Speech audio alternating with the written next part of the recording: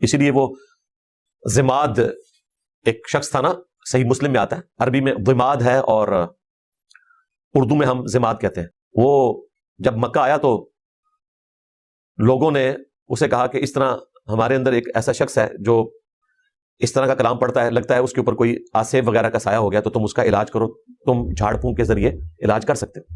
یہ حدیث صحیح مسلم میں ہے، نبی الاسلام کے معجزات والے چیپٹر میں، مشکات المصابیح کی 30 جلد میں آپ کو مل جائے گی. یہ مرزا کی تازہ قرآن کلاس ہے. اس میں مرزا نے ضماد رضی اللہ تعالیٰ عنہ والی حدیث بیان کی ہے اور صحیح مسلم کا 2 دفعہ حوالہ دیا ہے اہتمام سے، اور مشکات کا بھی حوالہ دیا ہے، پورے اہتمام سے حوالہ دیا ہے. یہ حدیث سناتے ہوئے مرزا نے حضور علیہ الصلوۃ والسلام کا خطبہ جو آپ نے ضماد کے سامنے پڑھا تھا، اس کے الفاظ مرزا نے کیا بیان کیے وہ آپ سن لیں.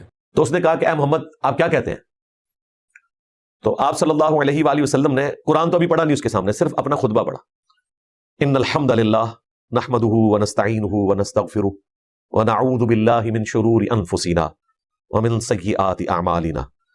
کیا بلاغت ہے عربی کی، کیا الفاظ کا چناؤ ہے. صحیح مسلم میں ضماد رضی اللہ تعالیٰ عنہ والی اس روایت کا نمبر ہے 2008 اور مشکات میں اس روایت کا نمبر ہے 5860. ان دونوں کتابوں میں ضماد رضی اللہ تعالیٰ عنہ والی روایت میں ونستغفرہ یہ لفظ بھی بالکل نہیں ہے، ونعوذ باللہ من شرور انفسنا ومن سیئات اعمالنا یہ الفاظ بھی اس روایت میں بالکل نہیں ہیں. تو ان الفاظ کے لیے اس روایت کا حوالہ دینا یہ مرزے کا جھوٹ ہے، جبکہ یہ کتابیں مرزے نے اپنے سامنے ٹیبل پر رکھی ہوئی ہیں اور اہتمام کے ساتھ ان 2 کتابوں کا مرزے نے حوالہ دیا ہے.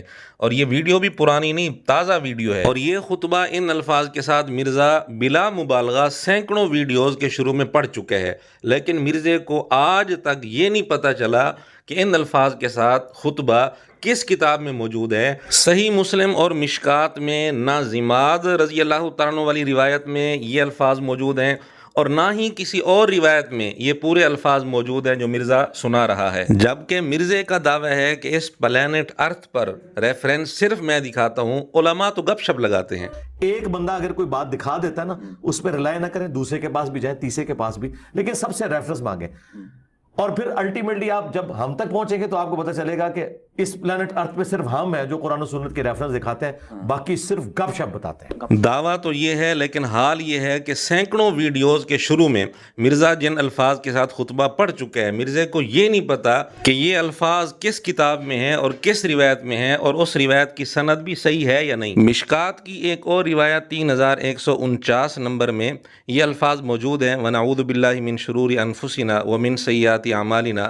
لیکن اسی مشکات میں جو مرزے کے سامنے ٹیبل پر رکھی ہے، اسی مشکات کے حاشیے میں اس روایت کے متعلق لکھا ہوا ہے کہ یہ روایت ضعیف ہے. بہرحال مرزے کا اپنا حال تو یہ ہے کہ سینکڑوں ویڈیوز میں جو خطبہ مرزے نے خود پڑھا اس کے متعلق مرزے کو یہ معلوم نہیں ہے کہ وہ کس کتاب میں ہے. جن کتابوں کا مرزے نے حوالہ دیا اور جس روایت کا حوالہ دیا، یعنی ضماد رضی اللہ تعالیٰ عنہ والی روایت کا، یہ مرزے نے جھوٹ بولا، حالانکہ حوالہ بھی اہتمام کے ساتھ دیا.